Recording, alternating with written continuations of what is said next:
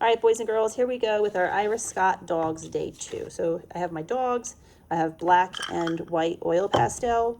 I got paper towels, water, blue and white paint, as well as glue. So this is what we're going to do today. The first thing we're going to do is work on the dog. And you can use black or white. I'm going to put the dog's eye in. My dog's eye is closed. I'm going to redraw the nose. Anything you want to do to outline your dog, you can do that now. You may want to outline the collar to kind of emphasize it. Nice dark line. You can outline the dog. So let's say there's some things that you don't want to have.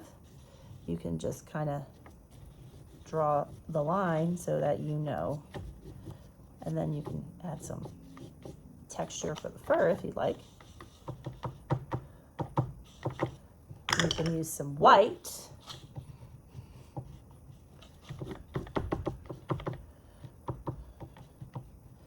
Maybe he has a little dog tag, or she. I don't know what it is. So there's the dog. And I'm just doing this by outlining things. So I had the basic shape and texture of my dog already, and I just wanted to outline it. I'm going to take my scissor and I'm going to cut my dog out. And I really don't want to leave any white spots because that would look kind of weird. So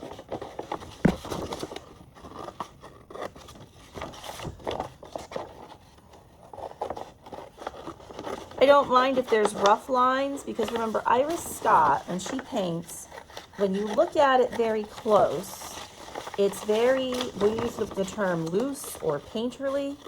It loses detail. This is one time you can use detail, like the hairs and stuff. But when you step away from her paintings, they look more like what it is she's drawing. And she does a whole bunch of dog paintings. But I'm going to leave this white line on the bottom. We're going to use a dark blue paper.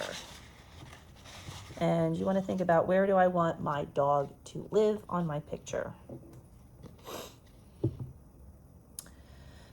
And we're going to glue our dog down. And I just had, here we go. I found my glue brush, because you don't want to use your paintbrush for glue. These are two different brushes. These brushes actually are not good for paint. They are pretty gross. But I save them and use them for glue. The bristles are like plastic sticks, but yeah, they work perfectly for glue. So I love it for this. I'm not doing the entire dog. I am not, as a matter of fact, I'm gonna take this blue piece of paper away. I am not putting the glue on the good paper. I am putting the glue on the dog using the messy mat, so that if I do get glue somewhere. So I'm using blobs or dots of glue, and then you can just keep the brush in there. That's really the only thing you're gonna need the glue for. This paper goes in the garbage. This is your good piece of paper. It's gonna be your background. We're gonna glue the dog down. This is your one chance that you're gonna have to, you guys are the first, oh, you're not the first ones in the morning. Hopefully there's not paint there. Find a clean spot, and you may wanna rub it, or you can rub. Be careful of the, be careful of what's going on. You could end up with extra paint without you knowing it. All right, we want to make a spiral. Spirals start in the middle and go bigger. So, but you're not gonna put the spiral on the dog. Remember that Iris Scott uses papers. So I'm going to make my spiral going around. Someone's gonna do something different, I know this. And we can use our double loading method that we used last week. So you could pick up a little bit of blue. Please don't mix it. And notice that I'm double loading, and it makes this non-mixed kind of color. That's what you want. You want it to be not necessarily mixed. You can have the spirals going around this way.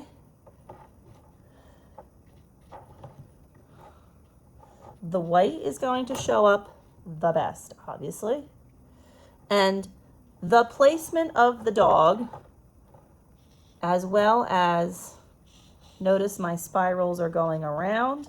If you look at Iris's work, you're going to notice that she uses her fingers for this. I'm not using fingers. I'm not letting you boys use your boys and girls, whoever, use their fingers because I don't want to deal with you being disgusting and dirty. All right, now we're gonna do a little bit of splatter paint. So wet the brush, pick up some of the paint. Now, hold the brush close to the paper.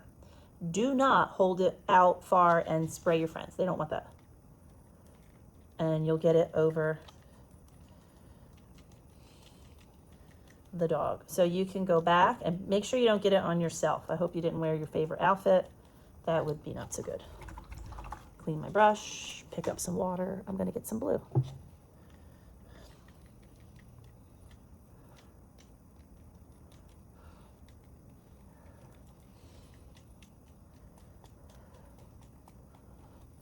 Take my time, and then I might go back and think about, well, is there anywhere else?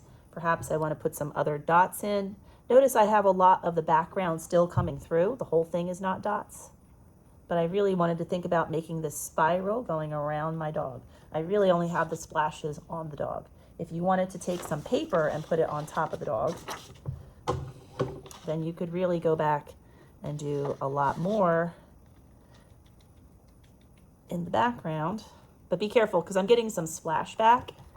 So my recommendation, you wet the brush, you pick up the paint, and you just tap it and keep it close to the paper. If you hold it far away, or if you're really, just a little tap, then I can go this way and a little tap, little taps.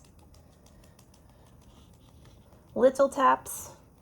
Not, if you want bigger spots, use the brush.